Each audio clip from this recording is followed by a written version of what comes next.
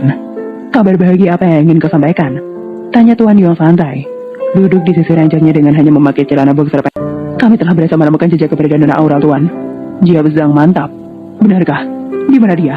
Akhirnya kalian berhasil juga menemukan gadis jalan itu. Cepat bawa dia padaku. Tita Hyong berdiri dari duduknya. Baik Tuan, sebentar lagi mereka akan segera sampai. Tita Zhang, baiklah kau boleh pergi. Jangan lupa persiapkan wanita itu sebelum menemuiku. Kau mengerti maksudku bukan? Tanya Tuan Yong menatap Zhang tajam. Saya mengerti Tuan. Kalau begitu saya permisi. Jawab Zhang lalu keluar dari kamar tuannya. Akhirnya aku mendapatkanmu gadisku. Lihat saja bagaimana aku akan menyiksamu karena sudah berani mengusikku. Ucap Yong sinis lengkap dengan senyum masinisnya. Lalu berjalan menuju kamar mandinya dan memulai ritualnya di dalam sana. Nona Anin, akhirnya Nona pulang juga. Saya takut terjadi sesuatu pada Nona. Maylin berkata seraya mendekati Anin yang kini berjalan lemas. Nona kenapa pucat sekali? Tanya Maylin cemas saat menatap wajah Anin yang kini begitu pucat pasi. Tidak apa-apa Bu, Anin baik-baik saja. Hanya telat makan dan jadilah seperti ini. Jawab Anin dengan nada suaranya yang terdengar sangat pelan akibat lemas. Astaga Nona, mari saya antar ke kamar. Ucap Maylin membantu Anin berjalan hingga ke kamarnya.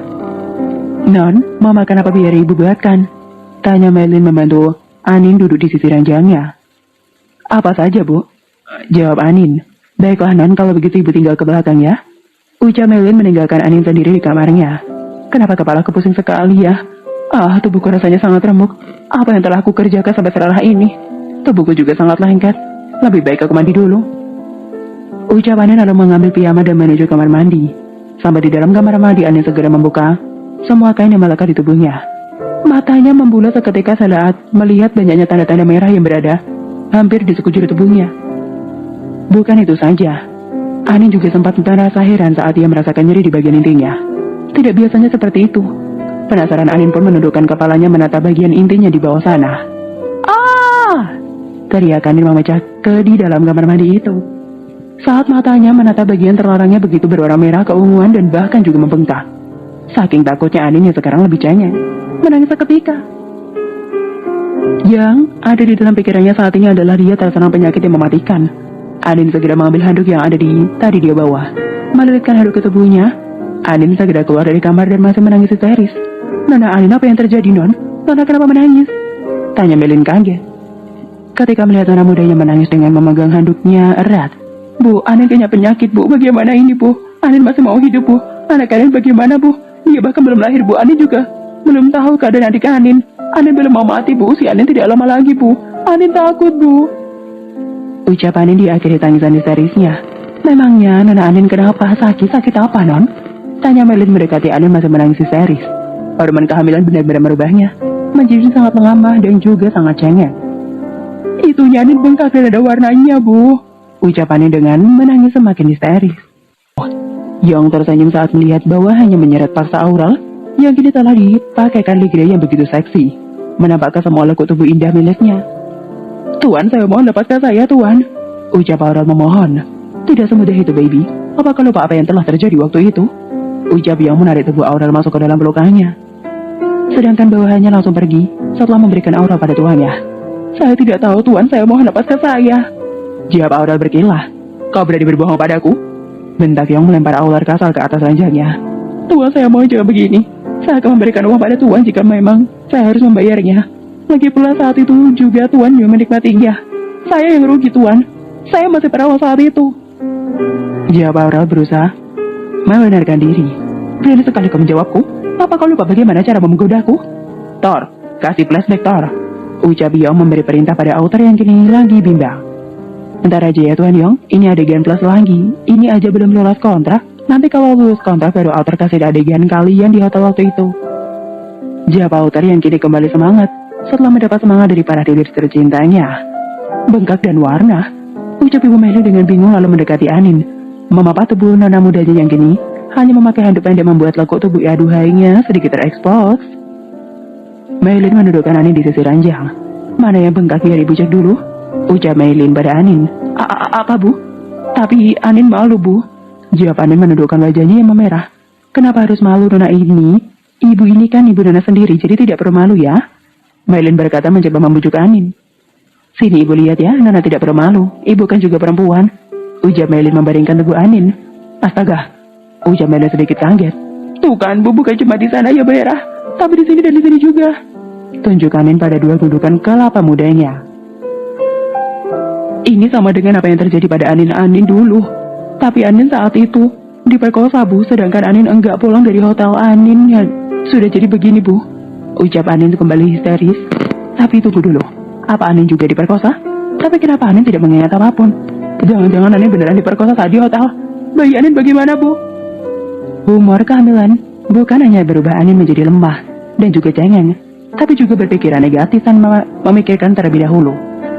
Anin yang tegar kuat tidak mudah menangis, berubah sangat drastis menjadi wanita yang begitu manja dan terlalu membawa perasaan untuk hal apapun. Nona Anin, tenang ya, ini bukan penyakit apalagi diperkosa, tapi ini hal yang biasa terjadi pada ibu-ibu di awal kehamilan. Ucap Melin berusaha membohongi Anin agar anak mudanya tidak panik lagi. Benarkah bu? Apa ini biasa terjadi pada ibu hamil dan bukannya penyakit atau diperkosa? Ucap Anin berusaha mencari kebenaran. Iya Nona, hal yang seperti ini biasa terjadi pada ibu hamil. Tapi tenang saja, ibu punya salepnya kok. Sekarang Nona Anin mandi air hangat dulu ya. Setelah mandi baru ibu bantu obatinya. Ucap Melin membantu Anin masuk ke kamar mandi. Setelah itu Melin segera keluar dari kamar Anin. Ya Tuhan, kenapa sampai bengkak begitu? Apa Tuhan tidak bisa menahan dirinya? Astaga, kalau setiap hari begitu bisa-bisa. Apa yang kupikirkan? Ucap Melin menggelengkan kepalanya. Lalu menuju ruang tamu untuk mengambil salep yang biasa tersedia di sana. 81. Flashback on. Di sebuah hotel bintang 5 yang begitu mewah, di malam itu Aurel masih bekerja sebagai pelayan. Dia tidak menyangka bahwa dialah yang dipilih oleh bosnya untuk bekerja sampai larut malam. Bahagia? Tentu saja Aurel bahagia. Gaji yang ditawarkan bos yang sangatlah banyak. Dia bisa menggunakan uang itu untuk melakukan cuci darah selama kurang lebih 3 bulan. Dan itu artinya Aurel tidak akan membebani sang kakak untuk biaya pengobatan ginjalnya untuk 3 bulan ke depan. Karena terlalu senang Aurel sampai lupa menghubungi sang kakak, guna mengatakan kalau dia tidak bisa pulang malam ini. Tapi dia tidak dapat berbuat banyak karena memang dia bekerja di hotel itu tanpa sepengetahuan kakaknya. Di sebuah kamar yang begitu mewah dan megah dibandingkan kamar lainnya, Aurel masih bersemangat membersihkan kamar mewah yang super berantakan itu.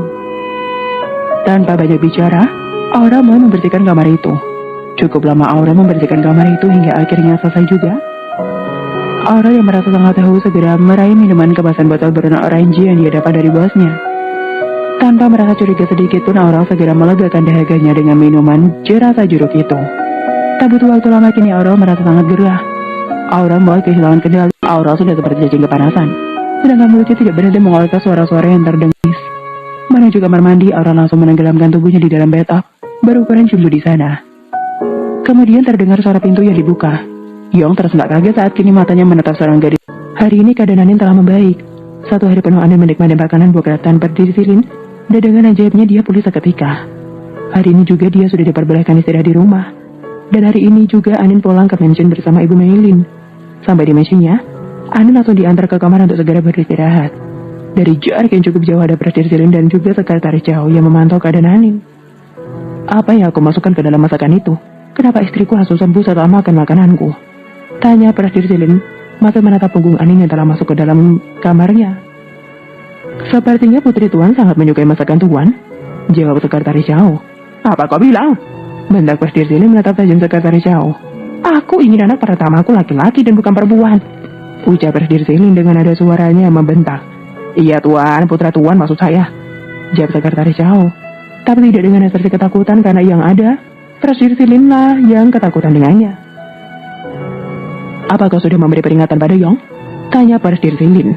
Sudah Tuan, dan benar seperti yang saya duga. Mika bertindak pada Yong terlebih dahulu. Ia sudah menangkap anggota Crow Blood yang menjadi penyusup. Dan kita juga harus berhati-hati, mungkin setelah ini Tuan yang akan menjadi sasarannya, jawab sekretaris Chao. Perketat lagi keamanan di mansion, jagaan sampai di mansion juga ada penyusup, titah Presdir Silin. Baik Tuan, jawab sekretaris